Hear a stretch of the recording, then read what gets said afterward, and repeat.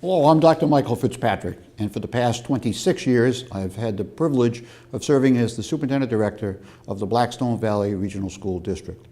We take great pride in serving our 13 communities and some 1,250 students annually. The school continues to earn distinction nationally. For example, we were recently named one of the top 25 high schools in the nation by the American Association of School Administrators. Each celebratory activity and recognition, I hope, is shared across all 13 towns. We are an extension of those communities, and we are pleased also to work with the 11 feeder school districts that comprise the 13 towns. The presentation, our focus here is with the assistance of our multimedia students who are videotaping this presentation, is to provide our public with some additional information on our website relative to the FY20 budget. It is somewhat early in the budgetary planning, but all our municipalities are somewhat under the gun, if you will, or certainly have some sensitivity to building the budgets for next year. The governor of Massachusetts has released a rather conservative budget, building on some projected revenue streams, but being somewhat hesitant relative to a full estimate of any new revenue from the marijuana tax or any additional revenue streams that the state hopes to achieve. In any case, I'm going to walk you through our budget that was developed over the past several months. There were 12 posted meetings where the budget subcommittee came together, building the budget and our blueprint for FY20. It is always our goal to build a blueprint of a budget that is sensitive to the fiscal capability of our communities, not losing ground to the quality of our education, but also recognizing that we are not a town department, but we do our best to provide multiple services to the communities we serve. As we walk through the budget book this year, you'll notice that in the front section, underneath, right after the cover, of course, by the way, this publication was also produced with the assistance of our multimedia students, which is an example of what we do wherever we can, is to blend and dovetail student learning opportunities with practical products and deliverables, but also have a purpose for the school itself. In any case, the budget subcommittee is listed here. It is a cross-representation of administrative and school committee individuals, our treasurer, and with major input from our business manager and his team. As you transition through the budget book, you will find my standard cover letter identifying some of the principal components of the FY20 budget plan.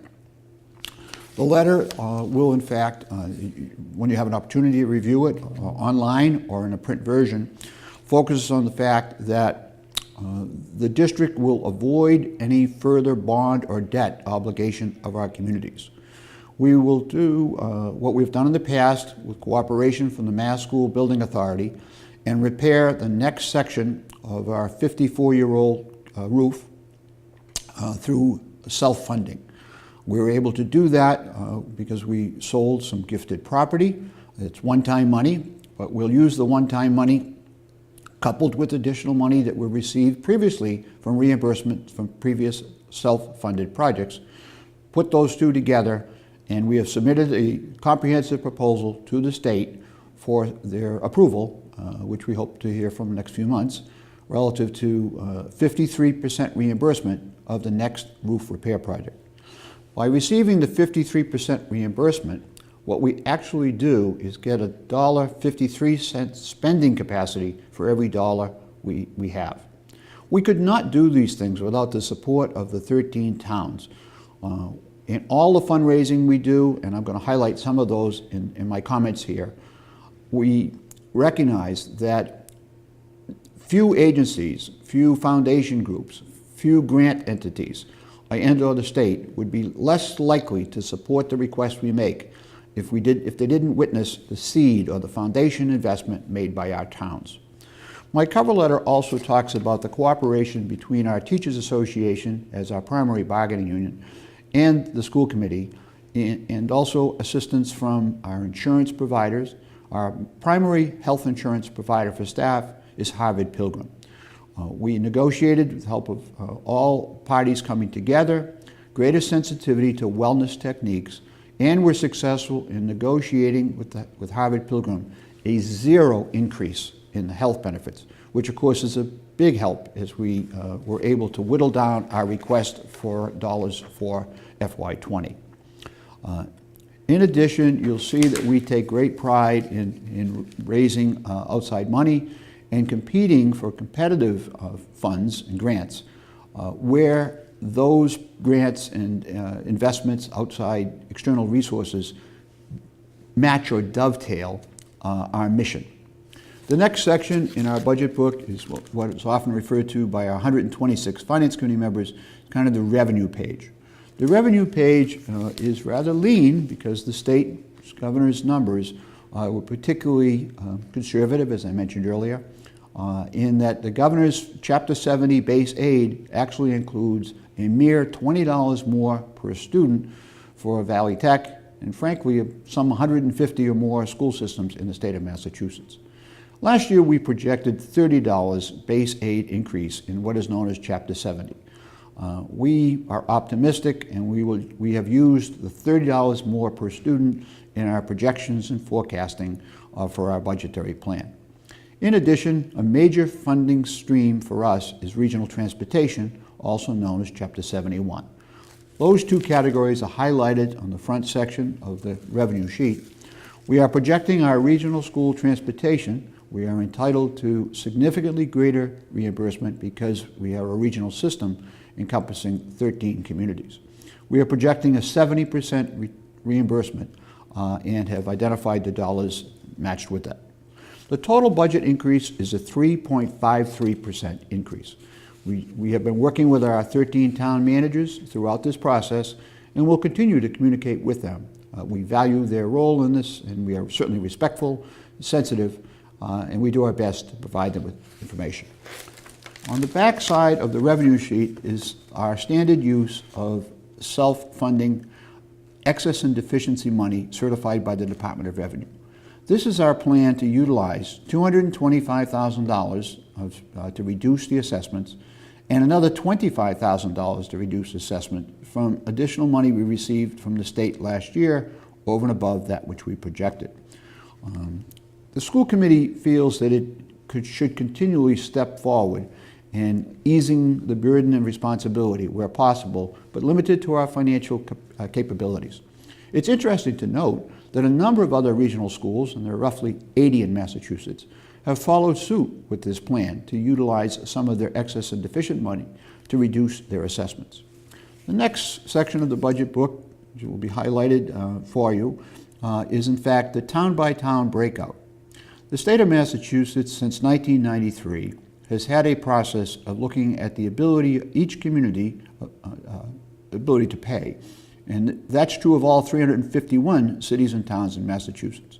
The Department of Revenue examines Schedule 19 forms and mathematical computations provided by the municipality to determine the wage impact and the property value, setting what they call an absolute minimum obligation requirement or contribution for our budget.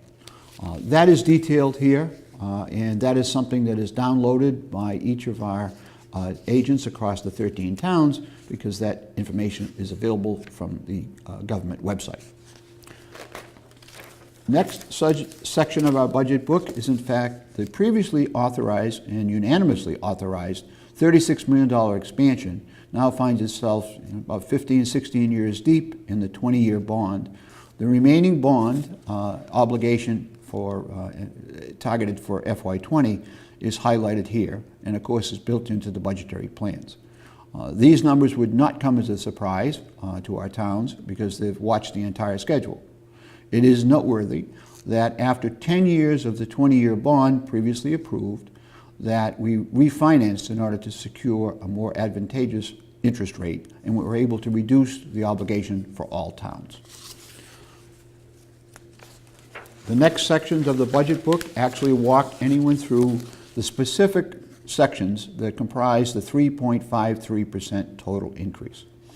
As far as new staff, we really have is roughly 1.4 new FTEs, but it's really not new positions. It's actually increasing the support of several positions, particularly in the area of providing special needs support for students who are covered under individual plans, IEPs, or 504 plans, and require or would benefit from that additional support. You'll find a section in our budget book that highlights the return on investment. We have tried to make each of our finance committees and our 60 select persons and others aware that as a regional entity that we have multiple cost factors, many of which are detailed in this section of our budget booklet, that are unique to a regional school. We have no ability to pass them on or share them with the municipality as a host municipality site as a department head school system would. That's not being critical of any K through 12 system. It's just one of the differences that we face. Valley Tech has consistently made a commitment to make a one-time request to live within its forecasting and allow each of the towns and their town managers and all entities of the communities we serve to plan a budget based on the information that we share. We will be sending out our specific recommended warrant language for the subsequent town meetings. We are aware that the full calendar of 13 town meetings is scheduled, and we are regularly responding to invitations to make presentations at finance committees across any of our 13 environments. You will find a series of charts that highlight some of the comparisons. It enables people to gain some further insight on Valley Tech versus other systems. Although Valley Tech, in all fairness, has the highest MCAT scores among all regional vocational technical schools in the state and has a number of other distinctions. We never rest on our laurels. We're pleased as our students build their portfolios and earn additional credentials system-wide or individually. You'll find in the back section of the book a listing of some $2 million in grants and donations. We continue to be aggressive, as I've mentioned, in complementing the investment we ask you to make and adding. This gives us a chance to give multiple dollars for each dollar that you provide. Those dollars are converted into quality educational opportunity, technological growth, and just an array of activities that allow our students to flourish. You'll also find some significant donations.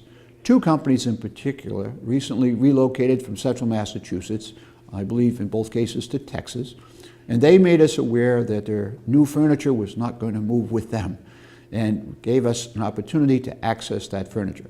We immediately took action with the help of our facilities department to acquire that furniture, and in typical fashion we will now probably auction off the previous furniture and use that revenue as well. You'll also find somewhat of a summary relative to BVT in the news. This provides just a snapshot of some of the accomplishments of our students. We are proud of all of our students and are delighted to serve them. In summary, that's a glimpse of the FY20 budget request that we are making of our communities. We're more than happy to respond to any subsequent questions that you might have. We hope this is informative.